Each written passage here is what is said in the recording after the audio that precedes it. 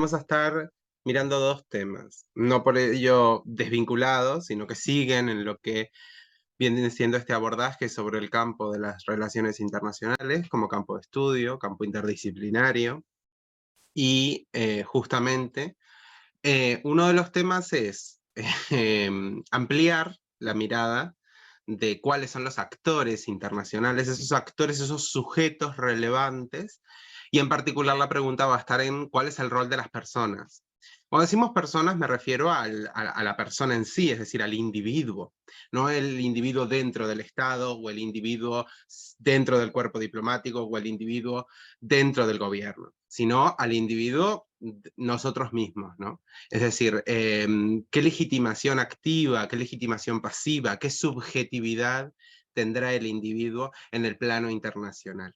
Y vemos una evolución importante. Entonces ese va a ser uno de los temas y vinculado a ese tema justamente trataremos la cuestión del sistema internacional de derechos humanos. No nos vamos a meter per se en la rama jurídica o la subrama de los derechos humanos, sino que lo que vamos a hacer es dibujar, tener un pantallazo, un paneo, una panorámica sobre cómo se estructura y varias de las dinámicas que se materializan en la comunidad internacional para justamente tener una noción, unas nociones generales sobre el sistema internacional de derechos humanos.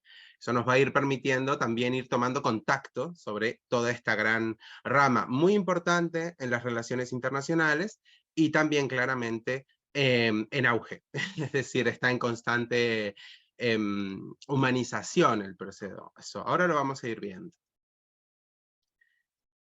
Bien.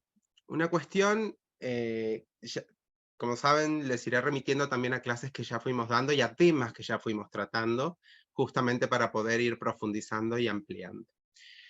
Debemos recordar el concepto de sujeto en el marco del derecho internacional público. El sujeto, en el modelo clásico, en el modelo tradicional del derecho internacional público, solo refería a sujetos con personería internacional.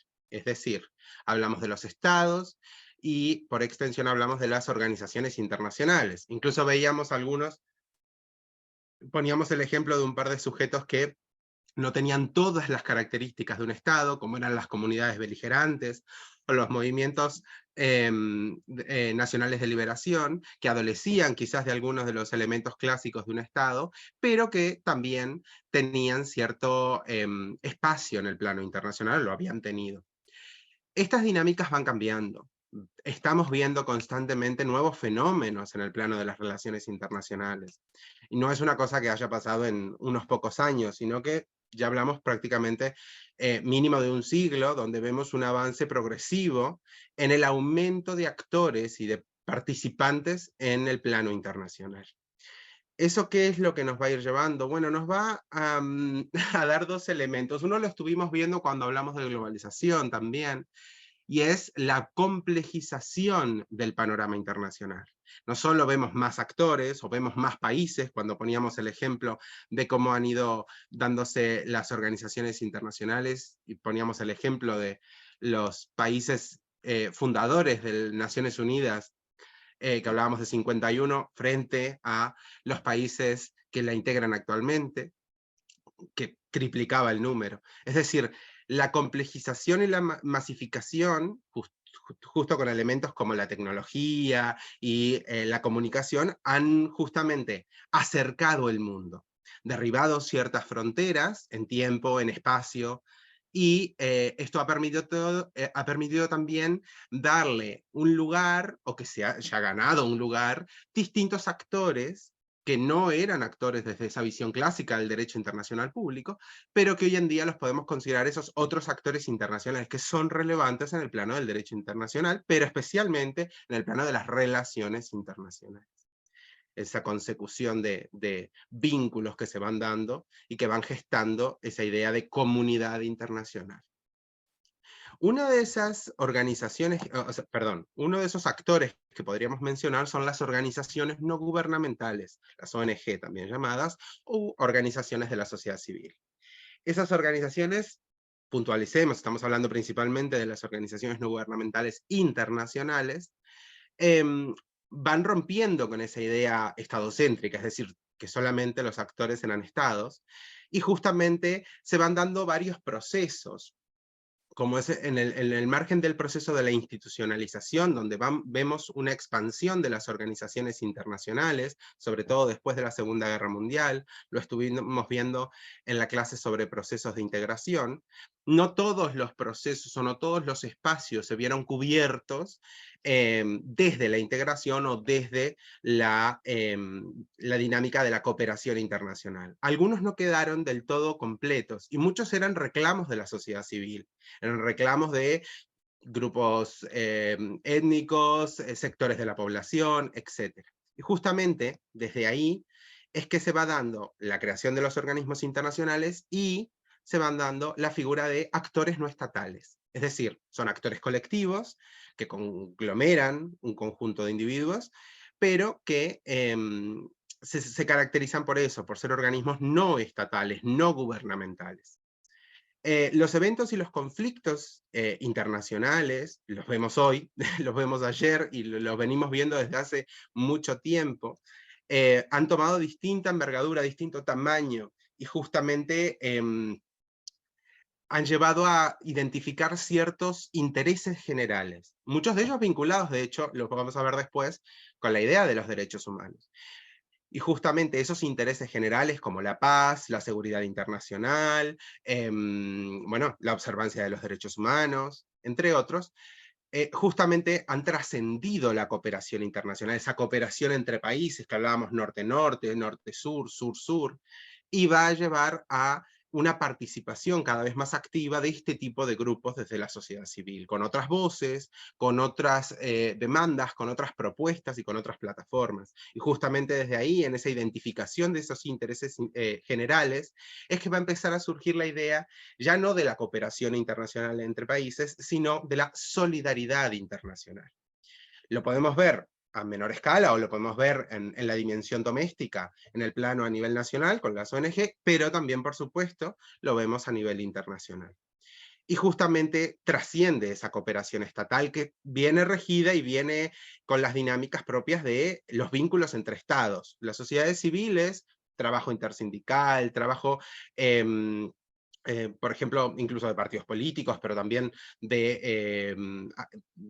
de sociedad civil en general, asociaciones civiles, fundaciones, entre otros, va a llevar justamente a esa idea de cubrir nuevas áreas que se consideran de diferentes intereses que muchas veces no se encuentran del todo cubiertas desde los ámbitos gubernamentales o estatales.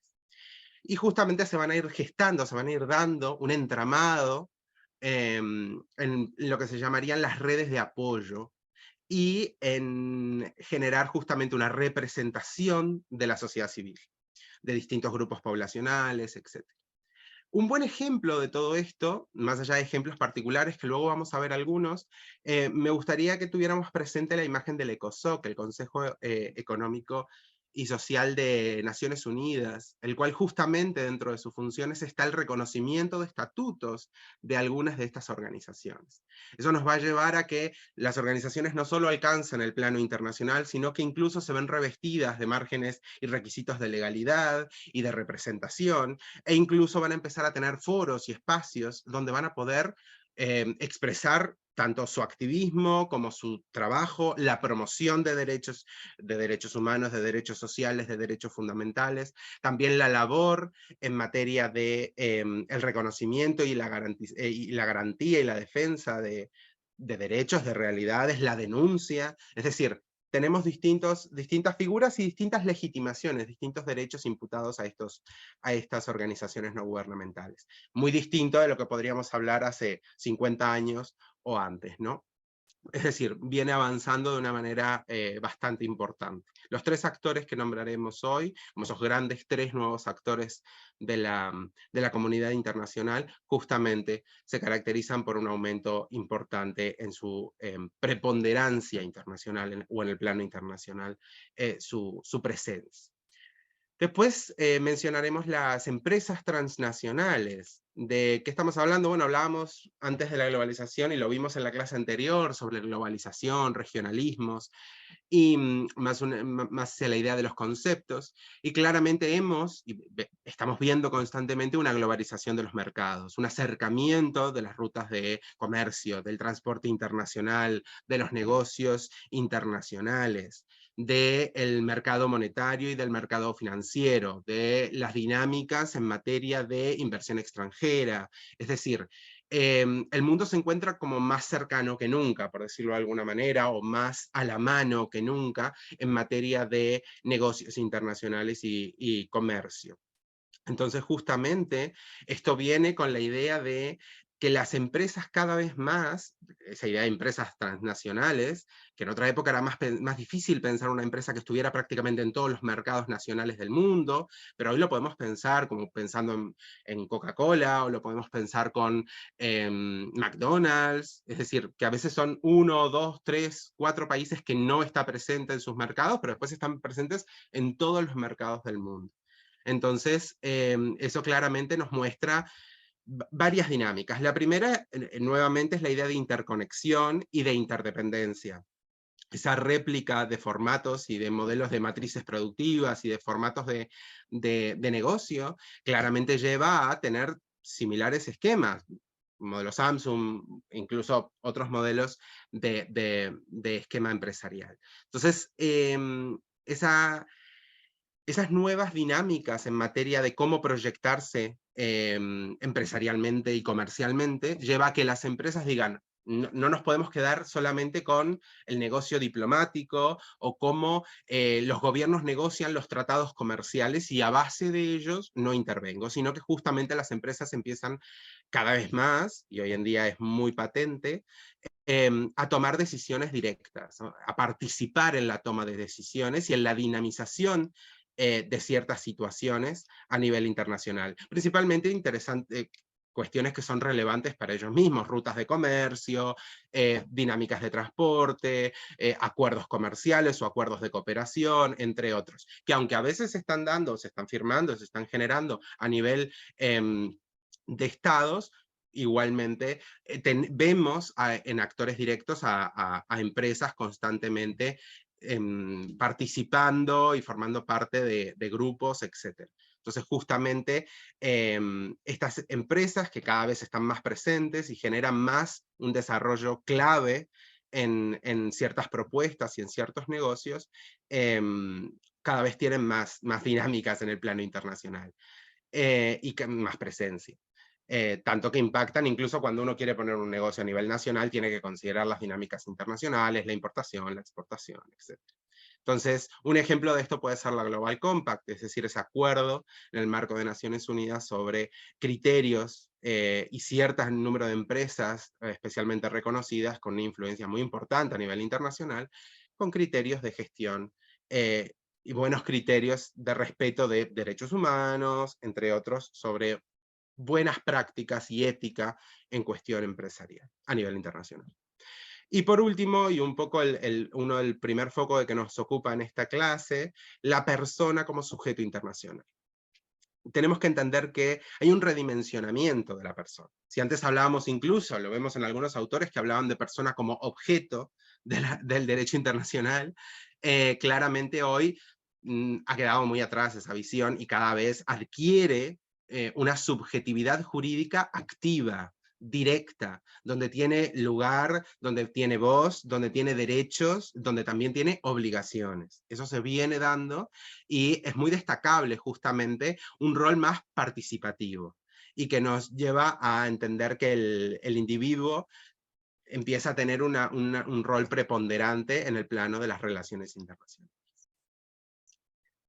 Aquí les traigo me pareció muy interesante, por eso les hago el recorte de esta cita, un poco larga, pero noten los énfasis, y es que justamente Kalduk nos dice, la importancia del individuo, ya nos lo dice desde el 91, por eso me pareció interesante traer también por la cuestión histórica, él lo veía muy claro, no hace tanto, pero justamente la importancia del individuo, la importancia en materia, en la arena internacional y en la arena mundial, cómo cada vez están más vinculados las actuaciones individuales, que van a tener un rol importante, y no solo esa actuación del individuo en el marco colectivo o grupal, sino específicamente la actuación individual. Destaca varias cuestiones, y las vemos hoy. Habla de explosión demográfica, y hoy se habla de una población mundial muy superior a la de otras épocas. También habla de esas movilidades, esos flujos migratorios de masas grandes de población que pueden llegar a otra región, atravesar fronteras y generar nuevas dinámicas en la interna y en la externa, a nivel tanto nacional como regional de ciertas regiones, y lo hemos visto con crisis de refugiados, lo hemos visto con tendencias y fluctuaciones en los flujos migratorios. También habla, y en eso lo tenía muy claro, cuando hablaba justamente de corrientes comerciales mundiales, vinculadas a determinados patrones de consumo masivo, o a sus cambios. Claramente no solo hemos visto, y lo vemos constantemente, en una reformulación de la oferta y de las matrices productivas, de cómo las empresas van modificando nuevos modelos de negocio, sino que también vemos enormes cambios en las dinámicas de la demanda. Es decir, el público, el consumidor, tiene otra posición frente al consumo y a las dinámicas de consumo. Y eso hay que tenerlo en cuenta, porque claramente va a modificar, va a impactar en las empresas, y esas empresas también van a impactar en el plano internacional. De ahí que todo se esté complejizando más. Y luego, bueno, justamente habla de importantes alteraciones de los esquemas ideológicos y culturales, temas que vemos a diario, e incluso conflictos que vemos hoy, que estamos hoy leyendo en todas partes o escuchando en las noticias del mundo entero, y que justamente hay que tener en cuenta no solo el devenir histórico de ciertos conflictos o las mecánicas que se van dando en los distintos actores que forman parte de los conflictos y de las regiones, sino justamente el rol de los distintos seres humanos y de los, como decía aquí, los seres humanos individualizados. Vuelvo a decir, lo que me importa en esta clase también es que tengamos una perspectiva en materia de ampliar nuestras herramientas de análisis, un abordaje técnico, un abordaje sistemático, un abordaje profesional sobre los conflictos, sobre los eventos relevantes de las relaciones internacionales. Y justamente nos interesa contar con capacidad de comprensión de las cosas que están pasando, y también nos interesa tener herramientas para hacer un abordaje crítico, para tener elementos que nos permitan generar un análisis efectivo sobre los distintos, tanto los eventos como las dinámicas que se vienen dando. Justamente el rol de la persona, el rol del individuo en el plano internacional. Les dejo aquí una cita de Kelsen, y justamente una cuestión que me interesa es, ya hablábamos de una comunidad internacional, lo hacíamos un par de clases atrás, que cada vez es más amplia, es más masiva, es más grande, pero no solo es más amplia en términos de cantidad de países, sino en cantidad de tipos de actores. Y justamente aquí, como veíamos en la introducción, organizaciones no gubernamentales, empresas y ahora claramente el individuo. Eso nos va a llevar justamente a un alto grado de coordinación, a un grado muy alto de interdependencia. Como decíamos, ya no podemos plantear la idea de ese estado autárquico, ese estado aislado, que no tiene vínculos con ningún estado del planeta. No existe. Hasta los estados más aislados o más cerrados o menos abiertos internacionalmente, siempre tienen uno, dos o tres estados con los que negocian, con los que tienen vínculos, con los que tienen cooperación o con los que generan cierto margen de asistencia. Es decir, es algo que ya no se puede permitir por las dinámicas actuales y por justamente la interdependencia de la comunidad internacional. Eso nos lleva además a lo que hablábamos la clase anterior, a la idea de eventos de escala global. Si bien podíamos pensar que ciertos eventos habían tenido una escala global, es verdad que hemos llegado a nuevos límites, a nuevas cuotas para redefinir la idea de escala global. Y en ese punto, por ejemplo, la pandemia, el COVID-19 es un buen ejemplo de cuestiones transversales en términos de escala, en afectación a un enorme número de países, políticas públicas, dinámicas desde la comunidad internacional hacia los países, con el caso de la OMS y de Naciones Unidas, etc. Es decir, Justamente vemos como una redimensión de la idea de globalización y de alcance global, y justamente en un proceso, y ahora vamos a hablar de los procesos, en el proceso que estaríamos ahora, que es el que más se está dando, que es el de humanización, es decir, el ser humano va cobrando cada vez más preponderancia en el plano internacional.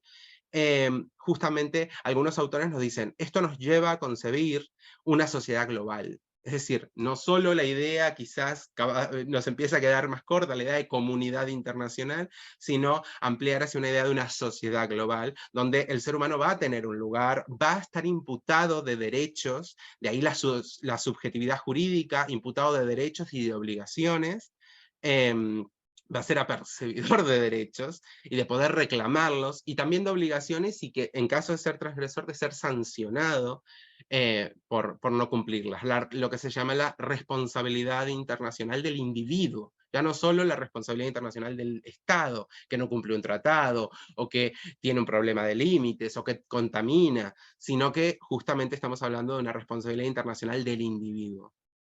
Y ahora vamos a poner un par de ejemplos.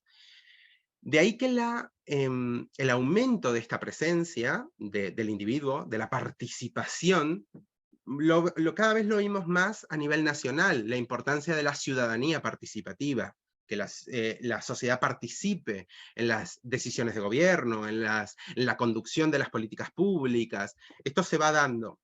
Bueno, tenemos que entender que ese modelo de paradigma a nivel nacional también se viene dando con sus propias dinámicas, sus propios fenómenos, a nivel internacional, y que justamente desde ahí es que podemos empezar a hablar también de una idea de una participación cada vez más activa de la persona, del individuo, en la conducción de las relaciones internacionales y en el escenario mundial. De ahí que justamente se vienen dando varias áreas, es decir, es muy notorio el desarrollo de ciertas ramas jurídicas que han llevado a darle cada vez más espacio al individuo, como es el caso del derecho penal internacional, como es el caso del derecho internacional de los derechos humanos, y también como es el caso del derecho internacional humanitario. No confundir. Una cosa son los derechos humanos y el sistema internacional de derechos humanos y el derecho internacional de derechos humanos, y otra cosa es el derecho internacional humanitario. De hecho, de eso vamos a estar hablando en la próxima clase sobre relaciones internacionales y guerra, donde vamos a estar justamente viendo la figura del derecho internacional humanitario. Así que estén atentos, que también en la próxima clase va a estar ese tema, que es bastante interesante y de acuciante actualidad.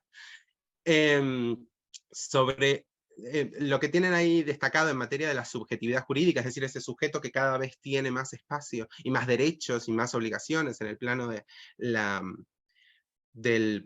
el plano internacional, justamente podemos destacar estos tres grandes procesos en cómo se ha venido dando el ir reconociéndole o ir dándole espacio en el plano internacional.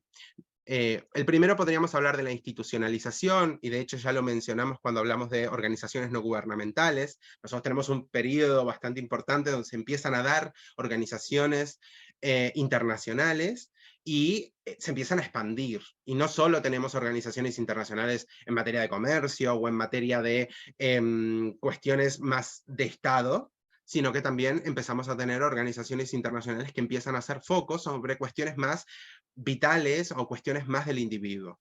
Por supuesto, de derechos humanos, tenemos la Organización Internacional del Trabajo, la Organización Mundial de la Salud, es decir, se van dando una expansión en materia de institucionalización, y uno de los casos, que de hecho lo vamos a ver en el Sistema Internacional de Derechos Humanos, claramente es la cuestión de los tribunales internacionales y las cortes internacionales.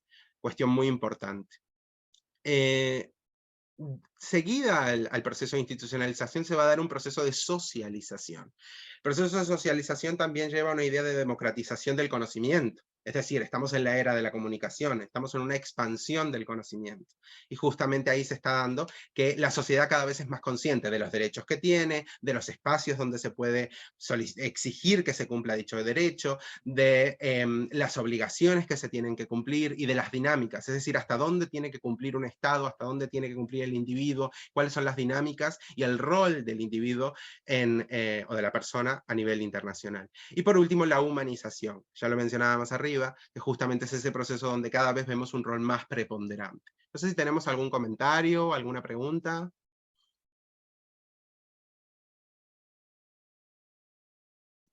Leonardo, ¿tenemos alguna mano levantada?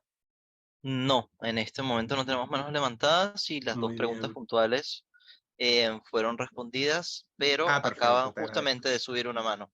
Así que Ok, doy palabra y adelante. Claro. adelante.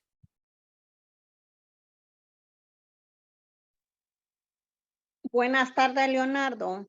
Buenas tardes, Gonzalo. Saludes a todos, compañeros. Buenas tardes. Buenas tardes. Desde Honduras, Herminda. Ahí entran, dentro de esas organizaciones internacionales, entra el sector cooperativo, que también está identificado con la misma filosofía, con la misma simbología, con los mismos principios, valores, y los estándares son a nivel internacional. Yo trabajo en ese sector y estamos también igual, cambiante y pues dispuestos Sí. a entrar dentro de lo que es la nueva etapa, ¿verdad? De globalización que ya ahorita viene Ujú, funcionando, y yo creo que ahí estamos, ¿verdad? Para hacer énfasis en las cooperativas también, que son parte de ese sistema claro. globalizado. Claro, no me queda del todo claro, o sea, entiendo que las cooperativas, el término cooperativa seguramente aplique algún tipo de sociedad, o sea, de asociación civil o de sociedad civil. Las, Em, las cooperativas, Gonzalo, son organizaciones de personas ujú, del sector privado, sí, porque ellas mismas se organizan, ellas mismas aportan, ellas mismas consumen o distribuyen su producto, y ellas mismas ajá, también se retribuyen, ¿me claro, entiendes? Sus claro, por supuesto, excedentes, ¿verdad? O sea que son sin fines de claro. lucro, por eso entran Totalmente, dentro de sí, las sí, sí, sí, sí, organizaciones. ya entendí hacia dónde orientas. Claro, porque tenemos todo un desarrollo de lo que es la cooperativa de vivienda, sobre el derecho de la vivienda y la calidad de vida, pero también tenemos derecho sobre la adquisición de bienes y la calidad de vida en procesos de cooperativa y procesos de comunidad. Hay mucha construcción de la idea de comunidad en torno al cooperativismo. No confundir, eso sí, y les recalco, hablaba de solidaridad internacional, estos procesos de la sociedad civil, como es el caso de las cooperativas, entran dentro de la solidaridad internacional y nacional, claramente, y de dinámicas de esos grupos colectivos que también empiezan a marcar intereses generales, y que también hay una promoción en materia de derechos, de reconocimiento, de reclamos. No confundir con cooperativa con cooperación. ¿Ok? Cooperación lo dejamos para el espacio de la cooperación internacional entre estados, proceso anterior a los procesos de integración de las organizaciones internacionales. Porque a veces los términos nos juegan malas pasadas y justamente podemos confundir porque parecen similares. Entonces, justamente como trae Herminia, justamente muestra un ejemplo bueno en materia de cómo cada vez más la sociedad civil empieza a tener más representación. En países hispanohablantes es más común a veces hablar de asociaciones civiles o de fundaciones y no tanto de organización no gubernamental, porque tenemos distintos modelos reconocidos por ley o modelos que tienen nombre propio en nuestros ordenamientos jurídicos, indistintamente de lo cual suelen justamente tener esas características y se les suele llamar genéricamente como organizaciones no gubernamentales, en tanto se trata de organizaciones desde la sociedad civil, que no son estatales y que no son desde el plano de las organizaciones, ya sean internacionales o lo que sea, sino desde la sociedad civil, no estatales, no gubernamentales. Perfecto. Bueno, justamente siguiendo un poco en esta idea, cada vez vemos un rol más preponderante, más lugar en el plano internacional del individuo, de la persona, y estos procesos, ¿no? La institucionalización, la socialización y la humanización. Eh, esta imputación de derechos, este reconocimiento de derechos que le son propios al individuo, y que además va a tener el derecho de reclamarlos, porque si yo solamente te doy el derecho, pero no tienes vías o mecanismos a nivel internacional para los cuales sean garantidos, justamente hace una imputación un poco sesgada. Esta nueva imputación de derechos y de obligaciones a las personas individualmente, justamente va a llevar esa idea de la responsabilidad internacional del individuo, por ejemplo, frente a crímenes de lesa humanidad. También es una cuestión que se fue generando, lo vemos después de los juicios de Nuremberg, donde claramente en los juicios de Nuremberg se dijo, no, la culpa no va a ser del país, la culpa va a ser de los que realizaron los crímenes de lesa humanidad, generaron las violaciones a los derechos humanos, generaron estas figuras. Son figuras concretas, es decir, personalísimas, son individuos. Entonces ahí se le vio una obligación, una responsabilidad y una sanción a un individuo desde el plano internacional. Entonces se empieza justamente a trabajar sobre esa figura de cada vez más presente, no solo desde lo sancionatorio, desde lo punitivo, sino por supuesto también desde los derechos. Y ahí nos da pie para irnos hacia la figura de los derechos humanos, la reclamación de derechos humanos, y justamente entrar en el tema del sistema internacional de derechos humanos. No estamos, a ver, claramente estamos bordeando en la cuestión de la gran rama jurídica que es los derechos humanos, por supuesto. Pero me interesa desde las relaciones internacionales que un poco tengan una idea en la cabeza, que vayan generando una panorámica de cómo se van estructurando este sistema internacional de derechos humanos, de cómo se van dando los derechos humanos, si es que se dan, ahora lo vamos a comentar mejor en palabras más correctas, de cómo se cristalizan, de cómo llegan a nuestras, es decir, cómo ingresan a nivel nacional, de tal manera que el día de mañana están en una ley y de tal manera que el día de mañana puedo exigirlo en un juicio a nivel nacional. Voy a un juez y digo, se me han vulnerado los derechos humanos y mis derechos fundamentales.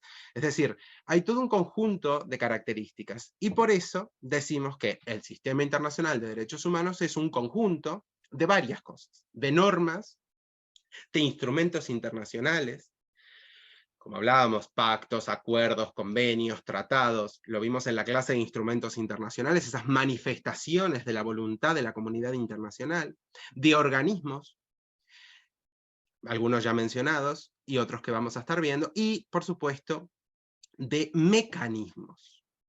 Son mecanismos creados, es decir, todo este conjunto de normas, instrumentos, organismos, mecanismos, va a tener un objetivo claro, es decir, una suerte de ruta guiada sobre varias líneas. La más clara es la promoción y la protección de los derechos humanos a nivel internacional. Siempre hemos tenido esa diferencia y lo veíamos cuando hablábamos de derecho internacional público, sobre hasta dónde lo internacional ingresa en lo nacional y hasta dónde esa decisión internacional puede afectar a nivel nacional y viceversa. Entonces ese trabajo de las dinámicas de cómo van ingresando en los distintos ordenamientos jurídicos nacionales, además de que se va construyendo un ordenamiento jurídico internacional, específicamente este sistema que hablamos, justamente es que se va generando, consagrando una suerte de postulado esencial. Es decir, que los derechos humanos son inherentes a todas las personas. Y además que deben ser respetados y protegidos por todos los sujetos de las relaciones internacionales. Esto nos lleva a dos dinámicas, es decir, que cuando hay un incumplimiento y quizás cierto actor no quiere reconocer, también recae entre los demás actores el que no se estén reconociendo los derechos humanos, que no se estén protegiendo, que se estén vulnerando, etc. ¿De acuerdo? La interdependencia no solo es económica o no solo es política, sino que también hace a este tipo de dinámicas, al reconocimiento de derechos y a la protección de derechos. Entonces todos empezamos a tener el doble rol de acreedor y de deudor, por ponerlo en ciertos términos, es decir, o de legitimación activa y legitimación pasiva, justamente en materia de el cumplimiento de derechos, ¿de acuerdo? Y del respeto a los derechos humanos y la protección. Cuando hablábamos la vez pasada de normas generales de derecho internacional público, y hablábamos de los tratados y de los instrumentos, uno de los términos que se suele utilizar es la idea de usinas generadoras. Es decir, esos espacios, esas cumbres, esos lugares que se gestaban con representantes diplomáticos, con representantes gubernamentales, y que se daban en esas dinámicas más de política exterior y de relaciones diplomáticas, se iban gestando esos convenios, esos protocolos, esos tratados, esos acuerdos internacionales que iban a consagrar, iban a crear derecho internacional. Aquí no no aplica del todo el concepto. ¿Por qué no hay una usina generadora? Porque los derechos humanos no se generan. Esa sería la forma más fácil de abordarlo. ¿Por qué? Porque justamente la naturaleza de los derechos humanos lleva a que, como decíamos antes, son inherentes a todas las personas.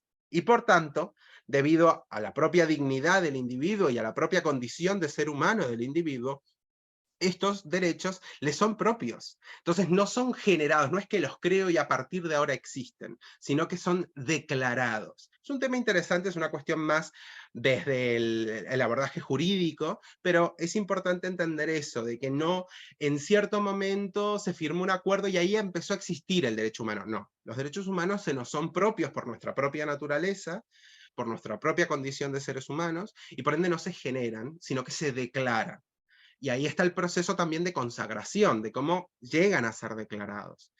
Les dejo aquí, y esto sí que es un poco sobre la cuestión de los derechos humanos, quien quiera profundizar claramente, invitado está y lo va a tener también en varios de los materiales que dejo en la bibliografía al final, la cuestión de algunos de los principios de los derechos humanos. Esto guía un poco la idea de lo que estamos hablando.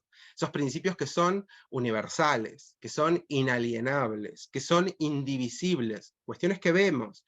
Sí, yo reconozco a tal derecho humano, pero tal otro no. Este país no reconoce ciertos derechos humanos y otros sí. Bueno, ahí tengo un problema de división. Ahí tengo un problema de falta de interdependencia. ¿Por qué? Porque, por ejemplo, no puedo garantir cierto derecho humano si no tengo otro que también intercala y provoca que uno genere garantías sobre otros. Sucede, por ejemplo, con la libertad de prensa, sucede con el acceso a la información pública, sucede con el acceso a la justicia, que tienen vínculos, la libertad de expresión, tienen vínculos entre ellos que van generando una raigambre, un entramado que justamente genera esta idea de indivisibilidad, inalienabilidad y también universalidad sobre todas las características del individuo. Son progresivos, es decir, vemos un continuo avance. Claramente, cuando estábamos hablando en la primera oleada de los derechos humanos, de derechos políticos y civiles, estábamos muy lejos de muchos de los derechos humanos de los que estamos hablando hoy. Por eso a veces se trata de dividir en olas, o se trata de dividir en de primera generación, segunda generación, tercera generación. Es decir, van variando. Más allá de esas divisiones o calificaciones que pueden ser incluso hasta didácticas, lo que nos interesa justamente es entender que no tiene que haber retroceso. Es decir, cuando se consagra un derecho humano, cuando se declara, cuando se consigue, por decirlo de alguna manera, no hay que ir para atrás. Y se tienen que tomar las medidas. Pero no solo es tomarlas nosotros, o no solo es tomarlo en nuestro país, sino es tomarlo a nivel internacional, ya que todos los actores tienen el rol y tienen la carga y tienen la obligación de justamente lo que decíamos antes, la promoción y la protección de los derechos humanos. La no discriminación no es le doy derechos humanos a unos y a otros no. Tiene que estar totalmente fuera y por supuesto una responsabilidad primaria del Estado. El Estado está especialmente obligado en materia de respeto, de protección y de garantía en materia de derechos humanos. Y por último, un tema que también nos interesa y que nos lleva nuevamente al tema de las personas, del individuo y de la persona en el plano en el plano internacional, y es la participación activa del individuo y el acceso a la justicia que éste debe tener. Es un tema clave que claramente nos ha demostrado justamente esa subjetividad, es el individuo en el plano internacional. ¿Por qué?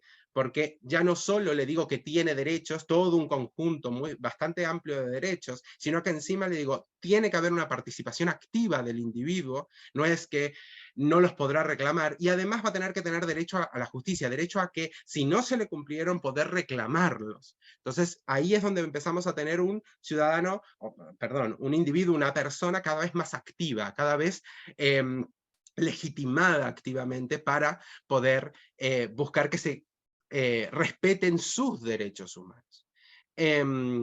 Así es que hablamos justamente de que, bueno, como decía, los derechos humanos se declaran. Vemos un ejemplo y es la idea de que entendamos el procedimiento, porque me parece que es importante entender un poco cómo se van dando. esa propia idea de consagración.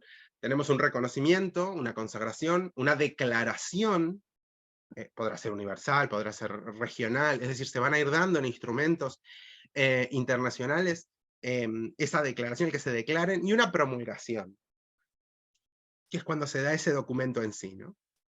Pero luego vamos a tener también una cristalización, que también es sumamente importante, ¿no? Y ahí es cuando salgo de ese plano internacional y va cristalizando, va entrando, y de muchas maneras, porque muchas veces lo vemos en leyes y los derechos humanos recogidos de maneras muy, muy diferentes, partiendo de la misma base, ¿no? De cómo van entrando y cómo van generándose de forma concatenada una cristalización, es decir, ese derecho humano que quizás está en un instrumento internacional y que después se recoge en una ley a nivel nacional. Y que justamente va a llevar también a la idea de una participación más activa de organizaciones no gubernamentales, de personas, de empresas, de estados, de organizaciones internacionales, que justamente van a potenciar la promoción y la protección de los derechos humanos. Una cuestión que me importa, y es justamente, y esto creo que también lo planteaba la compañera que participó, y es la idea de la promoción, vinculada con la idea de institucionalización. Vuelvo a retomar la idea de esas organizaciones no gubernamentales. La sociedad civil ha tenido un rol sumamente relevante, y aparte muchas veces la solidaridad internacional, como para abarcar las distintas dinámicas que consagra, justamente trasciende la cooperación. Muchas veces viene a llenar los vacíos, los lugares donde no se ha dado el espacio, los diálogos, por distintos intereses o distintas cuestiones a nivel estatal o a nivel de la comunidad internacional, no se han cubierto ciertas cuestiones, y justamente el activismo, la promoción, la defensa de los derechos humanos por parte de las ONG, por parte de las organizaciones de la sociedad civil, han generado una enorme promoción y también procesos de constante institucionalización. En ese sentido destaca la creación de ciertos organismos especiales, ¿no? Como son los organismos de supervisión, los cuales van a hacer a que yo tengo el instrumento internacional, y además del instrumento internacional, como podría ser, por ejemplo, la Declaración Universal de Derechos Humanos, voy a tener un comité de revisión. Ese comité de revisión va a estar constantemente revisando el cumplimiento de ese instrumento internacional. Va a solicitar informes periódicos, el mecanismo de la presentación de informes periódicos del estado de la cuestión en los distintos países parte. Va a utilizar las opiniones de expertos independientes, va a mirar la figura lo vemos a nivel de Naciones Unidas, pero también lo vemos a nivel del continente americano, en el marco de la OEA, los relatores especiales. Es decir, vamos a ir incorporando todo un conjunto de mecanismos, como decíamos antes, para que se consagre más esa protección, esa promoción, esa vigilancia sobre los derechos humanos. Eso forma parte de esta idea de sistema. No solamente son unos derechos que están en un tratado, sino que tengo todo un entramado, todas unas dinámicas que se van dando, que no los vemos en otros espacios, que no los vemos con otros derechos, pero que en el marco específico de los derechos humanos claramente genera, por eso se utiliza esa expresión, la figura de ese sistema internacional de derechos humanos. Eso es muy importante porque también nos ayuda a entender varias de las dinámicas actuales en materia de relaciones internacionales, que claramente está totalmente atravesado por el sistema internacional de derechos humanos. Dentro de la idea de instrumentos internacionales, los derechos humanos justamente, como decía, se declaran, se consagran, se pueden utilizar varias ideas, universalmente. ¿Por qué? Porque los derechos humanos son universales. Y justamente lo vemos, bueno, en tratados, en convenios, en convenciones. Eso ya lo vimos cuando vimos la clase de instrumentos internacionales, hablamos de las cuestiones terminológicas y de los matices en materia de palabras. Pero les remito a ella por si tienen alguna idea, alguna duda sobre expresiones. Me parece que es muy importante que justamente, ha sido un acierto en algunos de los casos, la utilización de la expresión declaración universal. ¿Por qué? Porque justamente lo que en realidad está haciendo el instrumento internacional es declarar esos derechos humanos. Vemos casos de derechos consagrados por la labor de... A ver, me parece muy interesante que cuando hablábamos de instrumentos internacionales siempre decíamos, y nos íbamos, de hecho tenemos una clase sobre derecho de los tratados, y hablábamos, los intervenientes son estados o sujetos con personería internacional, es decir, organizaciones internacionales. Aquí no, es decir, aquí tenemos muchos casos donde claramente los intervenientes de estos convenios, de estos tratados, son estados, pero también, y eso es muy interesante y es un rasgo distintivo, tenemos la labor de grupos civiles, de organizaciones de la sociedad civil a nivel internacional, ONG internacionales, que han generado todo un conjunto de ideas, principios, documentos jurídicos, con mayor o menor vinculación, con mayor o menor reconocimiento, y que justamente han sido clave para la inspiración legislativa en otros lugares, han servido de lo que podríamos llamar fuente material de derecho. Y eso es muy interesante, ¿por qué? Porque se termina generando una declaración de derechos humanos que después terminan siendo recogidos en las leyes nacionales. Y a veces saltamos, no tengo un tratado internacional. Un ejemplo podrían ser los principios de Yogyakarta. Los principios de Yogyakarta sobre cuestiones de orientación sexual, identidad de género, no están en un tratado de Naciones Unidas, ni están en un tratado tal como podríamos decir, no está en una declaración universal o en un pacto internacional, sino que son un conjunto de organizaciones con un abordaje desde el plano civil, un abordaje y una plataforma, y que generan una serie de principios. Y muchos de ellos han sido reconocidos. Vemos varios de ellos reconocidos a nivel estatal en leyes sobre las distintas temáticas, por ejemplo, en el Cono Sur, en Argentina, en Uruguay. Es decir, se va dando una cristalización, no desde instrumentos internacionales clásicos, podríamos decir, sino de instrumentos internacionales que no necesariamente intervinieron estados. Y eso es un rasgo muy particular, muy especial, y que nuevamente nos muestra esos nuevos actores, que ya no son de segunda, sino que justamente están con un rol cada vez más importante en el desarrollo de las políticas y incluso en el reconocimiento de derechos humanos en el plano internacional y en el desarrollo de las relaciones internacionales. Bien, una cuestión que me interesa es que justamente esa cristalización que se va dando muestra cómo el mecanismo en materia de derechos humanos no es rígido.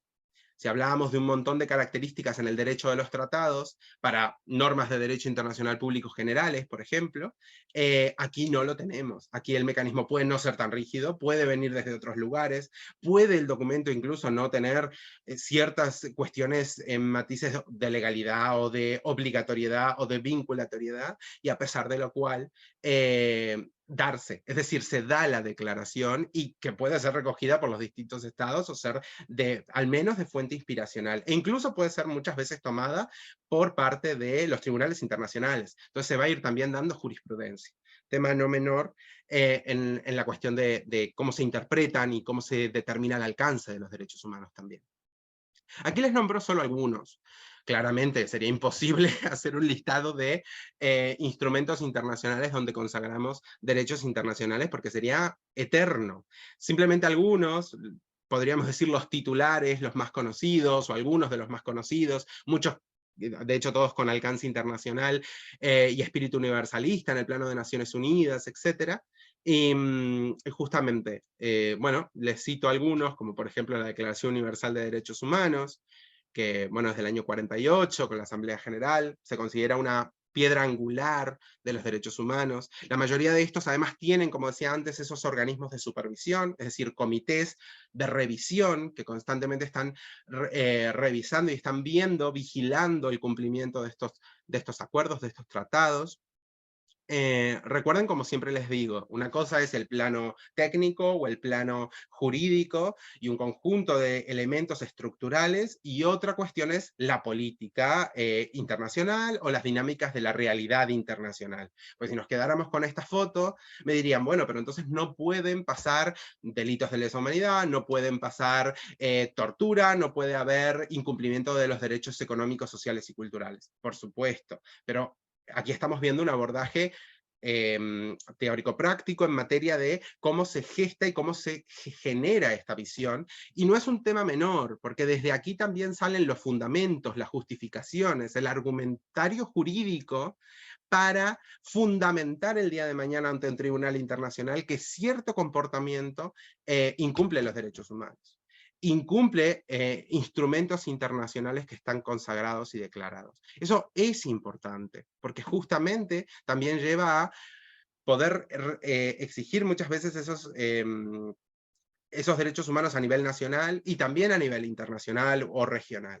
Entonces, si bien no lo podemos pensar como es una foto de un mundo maravilloso, que no necesariamente tiene que ser tan fáctico, tan exacto como es, porque de hecho en la realidad vemos cosas que no son tan exactas, pero sí es verdad que tienen un rol importante y que sí son justamente son relevantes en materia de la defensa y el avance. Hemos notado como muchos de estos instrumentos han sido muy útiles a la hora de castigar o de reprimir ciertos comportamientos a nivel internacional, que se vayan cambiando ciertas dinámicas. El proceso es mucho más lento como muchos desearíamos, por supuesto, ¿no?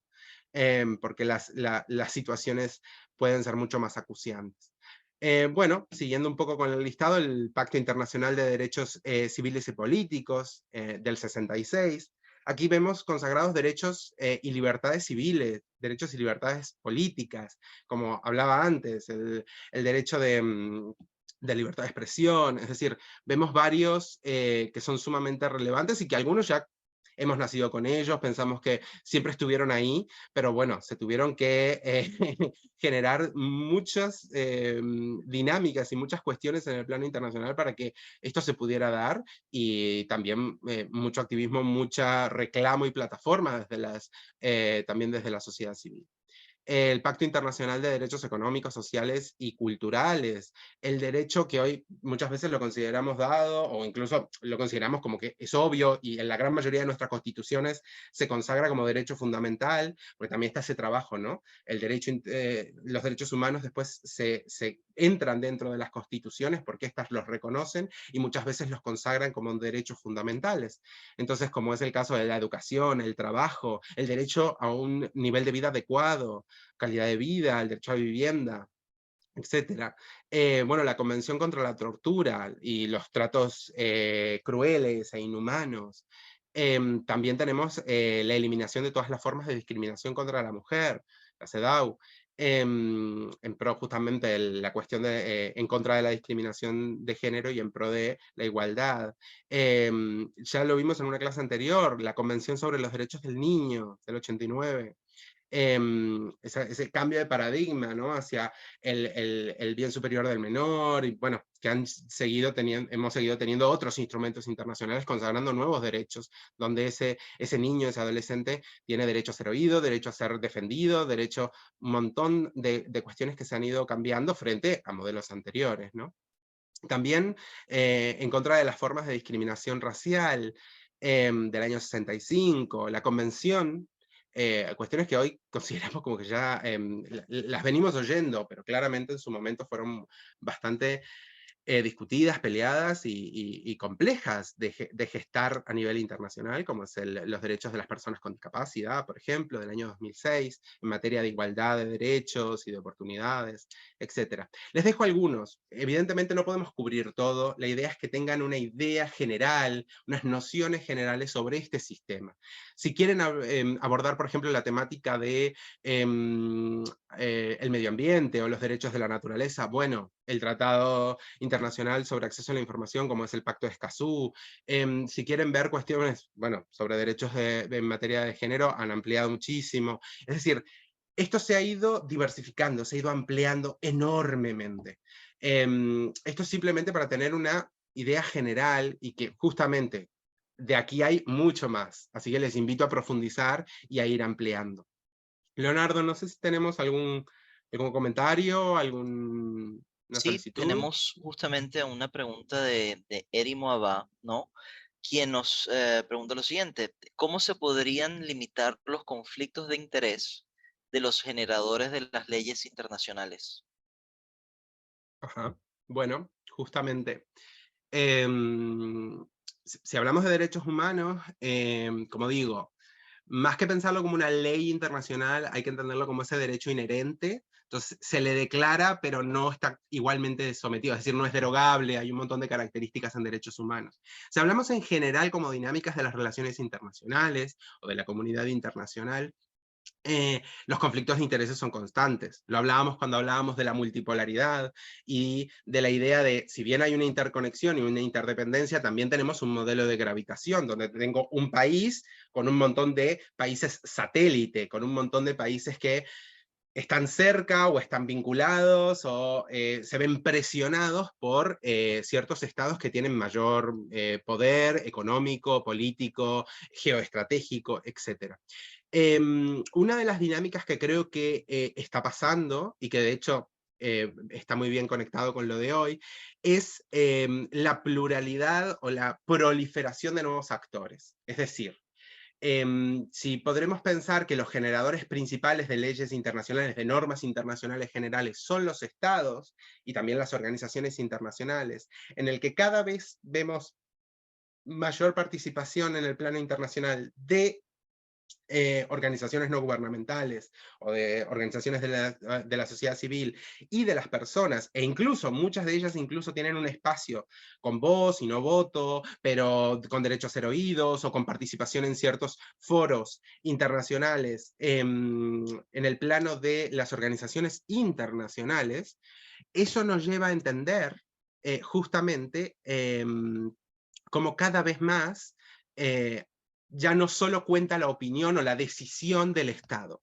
El Estado se está quedando en un rol donde no puede determinar exclusivamente. Entonces ese conflicto de intereses se ve mucho más redimensionado. Es mucho más difícil de medir para nosotros como analistas, pero también es mucho más complejo de que un solo actor lo pueda generar. Entonces, si se dan dinámicas confluyentes y guiadas hacia cuestiones que quizás no era el interés del que asumiríamos podría ser el Estado más grande, o el que tuviera más poder, o más interés sobre tal tema, podrían darse resultados diferentes a los que podríamos haber pensado, no sé, durante la Guerra Fría, o durante el momento de bipolaridad del mundo, o incluso en el periodo de entreguerras. Es decir, habríamos pensado en otras dinámicas porque habríamos pensado más que nada en el modelo de los estados. Hoy en día vemos una proliferación, un aumento en los actores internacionales y un rol cada vez más importante. Y claramente nos lleva a, si seguimos aumentando en este proceso que decíamos de humanización, nos va a llevar a que esos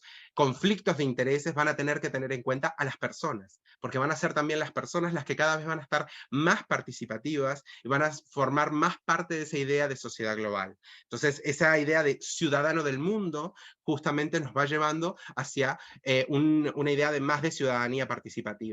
Y ahí es que donde el conflicto de intereses se redimensiona. No necesariamente ni para bien ni para mal, pero sí se redimensiona claramente, ¿no? Veo que hay un comentario sobre la cuestión de la guerra. Relaciones internacionales y guerra lo vamos a estar viendo en la siguiente clase, el 26. Bien. Continúo. Ya nos queda poco. Otro tema que me interesa que tengan en cuenta, que tengan una idea, un pantallazo general, es en ese proceso de institucionalización. Recuerden que hablamos de institucionalización, socialización y humanización. En el de institucionalización, antes hablamos de organizaciones no gubernamentales, pero otra cara muy importante es también la creación de diversos organismos internacionales que justamente destacan por ser tribunales o cortes internacionales. Es decir, las vemos a nivel tanto internacional como regional y justamente centrarán su responsabilidad, su labor, su objeto, su finalidad en abordar cuestiones relacionadas con los derechos humanos. Esto es un tema clave, derechos humanos y justicia, porque una de las cosas que muchas veces sentimos que adolece el plano internacional, que lo vemos más claro a nivel nacional, es decir, se incumple un derecho a nivel nacional y decimos, bueno, se acude a la justicia, pero a nivel internacional no queda tan claro, no es tan sencillo. Lo veíamos con los instrumentos internacionales y los alcances de la obligatoriedad de los instrumentos, del hasta dónde tiene un Estado de Derecho sobre otro y cuestiones similares. Entonces, en esa paridad, en ese sistema de coordinación, es que justamente hay que entender el rol, y bastante importante, que tienen estos tribunales. La Corte Internacional de Justicia. La Corte Internacional de Justicia, la Corte de La Haya, se encuentra en La Haya, en los Países Bajos, si bien puede sesionar y tener, si bien ahí es la sede, puede sesionar en cualquier parte del mundo, es un órgano judicial de Naciones Unidas. No se centra solo en los derechos humanos, es importante que la Corte Internacional de Justicia, muchas veces su rol principal y su foco son los conflictos entre estados, problemas territoriales, dinámicas de conflicto entre países, etc.